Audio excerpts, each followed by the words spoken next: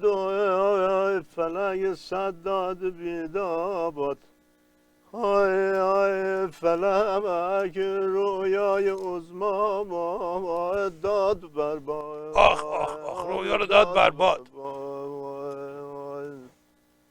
های های نه در تهران برایش مونده جایی های فرارش دادن از بیروت و بغداد ای داد بیداد. ای داد بیداد ای داد بیداد. آی دکتر ترس افتاده تو دلم، معلومه. شده مثل آخرش سلطنت شاه که دم و دستکاش همه چی رو مینداختن گردن نخست وزیر و اینها که شاهو در ببرن، حالا هم میندازن گردن همدیگه. ولی اون زمان که هیچ فایده‌ای نکرد، ملت همه رو جارو کردن. منم میگم بیا تا دیر نشده پلنگو ببندیم آیه دکتر. درس اول استراتژی، همه چی رو که همه جا نمیگن که اینا که تمونده های پاسدار پسی که مقام عضوانم تو ریزش میدی اینطوری که فکر کردی نوبرش آوردی مثلا فقط خودت میترسی که دنبالت باشن. مرحوم ابوی همیشه میفهمودن بزن بهادر، عرض میکردم بله، میفهمودن طرف رفت پیش دکتر گفتش خیلی میترسم، همش فکر میکنم یه عده دنبال من میخوام منو بگیرن. دکتر گفت چند وقت اینطوری شدی؟ گفت درست از همون روزی که تیمارستان فرار کردم. آیا دکتر اینایی که تو نظام ریزش کردن مثل این علی راجانی حرفش چیه؟ یه عام نون و نمک نظام خورده، نون و نمک چیه؟ خیلی بیشتر خورده. حالا که وضع خطری شده میگه من نیستم، نه برای مجلس نه برای رئیس جمهوری کاندید نمیشم. یعنی دیگه کاری به کار مقام عثمان نداره آی دکتر؟ آها، به موضوع استراتژیکی باید بگم که تو نباید گول بخوری، فهمیدی یا نه؟ این لاریجانی ها یکی از یکی افخطرن، دست از بخور رو به چاپ ور نمیداره که هر جستی هم بگیره از سهم خودش نمیگذره. مرحوم ابوی همیشه میفرمودن بزن بهادر، عرض میکردم بله، میفرمودن طرف 2 تا سیگار با هم میکشید، بهش گفتن چرا اینجوری میکنی؟ گفت یکی مال خودمه یکی مال رفیقمه که تو زندونه.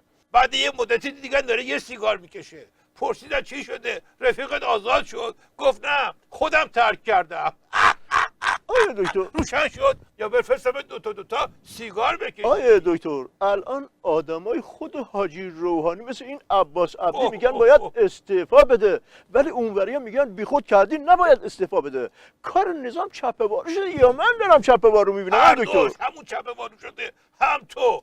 اینا میگن باید استعفا بده دره، اونا میگن باید وایس جواب گندی که سر تا پای نظامو گرفته بده. اینطوری که پاچه همو میگیرن شورای نگهبانم خیز و عداشه واسه بیرون ریختن این جنا از مجلس. آیا دکتر این خطری نیست؟ چرا؟ خیلی قضیه بیخ پیدا کرده، ریزشان واسه همینه. یعنی تو نظام همه میخوان در برن بندازن گردن بقیه؟ میخوام، ولی همه تو نظام 7 خطن، دست همو میخونن. مرحوم ابوی همیشه میفرمودن بزن بهادر، عرض میکردم بله، میفهمدن که مشنگه تو باغ وحش با میمونه بازی میکرد، شکلک در میآورد، اونم تقلید میکرد، تا اینکه به میمونه اینطوری کرد، میمونه با مشت گذاشت پاچشش، این طرف شاکی شد رفت پیش رئیس باغ وحش گفت میمونه منو زده. داستانه که تعریف کرد رئیس گفت خب تقصیر خودته، این کار تو زبون میمونا بدترین فوشه. طرف گفت باشه الان میرم حسابشو میرسم. رفت 2 تا چاقو شبیه هم گرفت، یکی با تیغه یکی بی تیغه، فقط دسته خالی. رفت جلو میمونه ادا اطفال در آورد، اونم تقلید میکرد.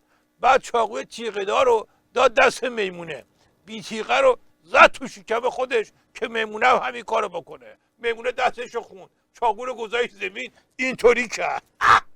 آیا دکتر بحث میمون شد یاد رحمانی فضلی افتادن آره. وزیر کشور. این که حاجی روحانی تصمیم گرفت اینو قربونی کنه، قیامو بندازه گردن این که خیلی تابلوه. آره. خب اونم فهمیدی رفت تو کنفرانس مطبوعاتی جفت با زد تو کمر حاجی روحانی و گفت ریز به ریز از همه چی خبر داشت. آره. معلوم شد غیر از اینکه تو جلسه هیئت دولت بهش گفته بودن یه نامه کتبی هم براش فرستاده. معلومه که تابلوی که داره همدیگه رو میدن دم بخ، فقط هم که بین این دوتا نیست. هنر کردی؟ هنر اینه که بفهمی آخرش ضربه رو کی میخوره. مرحوم ابوی همیشه میفهمودن بزن بهادر، عرض میکردم بله، میفهمودن طرف رفت پیش فالگیر، فالگیر دستش رو نگاه کرد گفت شریکت امروز میمیره. یارو گفت اینو که خودم میدونم، تو بگو گیر پلیس میافتم یا نه. روشن شد یا بفرستم دنبال فالگیر؟ آیه دکتر یه نامه اوه داریم. اوه اوه دوباره باید به نامه های این مشنگا جواب بدیم ما. دکتر من که هنوز نگفتم که این نامه مال کیه. بالاخره از بیرون نظام که واسه نامه نمی نویسن. این تو هم که همه عین همه. مرحوم ابوی همیشه میفرمودن بزن بهادر، عرض میکردم بله، میفرمودن تو چین عکاس ندارن چون همشون عین همن. همینجوری میرن مغازه سر کوچه میگن 6 تا عکس 3x4 مردونه بده. آیه دکتر همه متلک برام میکنن که حاجی روحانی خودشو دعوت کرد ژاپن واسه مذاکره. من هیچی نمیگم ولی مقام عظما چرا چراغ سبز داد؟ مگه خودش نگفت سم مضاعفه؟ قربونه تو هم بیرون گود نفست از جای گرم داره بلند میشه. تو فاز خفگی خب همه همین کارو باید بکنن دیگه. بهش میگن دکترین کلاغ گشنه. مرحوم ابوی همیشه میفرمودن بزن بهادر، عرض میکردم بله، میفرمودن به کلاغه، گفتن این آتشقالا و کثیف و اینا رو نخور مریض میشی. گفت من الان دارم از گشنگی میمیرم، بذار بخورم سیر شم، بعدا واسه مریضیم یه فکری میکنم. آی دکتر در حالی که این دوتا جنا دارن استخونه همدیگه رو میجوان تو مجلس و تو روزنامه ها، چرا دوباره مقام عظما رفته رو سایلنت و سکوت؟ الان اگه حرف نزنه من اصلاح ادب نمی کنم، ولی بقیه میگن از ترس خفه خون گرفته ها. نمیشه بهش بگین مثل اون روز اول یه خورده بلبل زبونی بکنه؟ اون بلبل زبونی واسه بسیجیا بود که بهشون بگی ببین اگه من کله پا بشم شما هم کلکتون کنده است ها. میخواد جلو ریزشو بگیره. ولی خب همه میدونن که تو دعوای جنایی کسی ترم واسش خورد نمیکنه که. مرحوم ابوی همیشه میفرمودن بزن بهادر، عرض میکردم بله، میفرمودن ماشین پلیس ماشین مشنگر رو نگه داشت. گفت با 8 مسافر 180 تا سرعت میری؟ مشنگه گفت سرکار سرعت ربطی به این 8 نداره ها، واسه اینا نبوده، اگه تون نرم اون 3 نفری که تو صندوق عقبن اونا خفه میشن.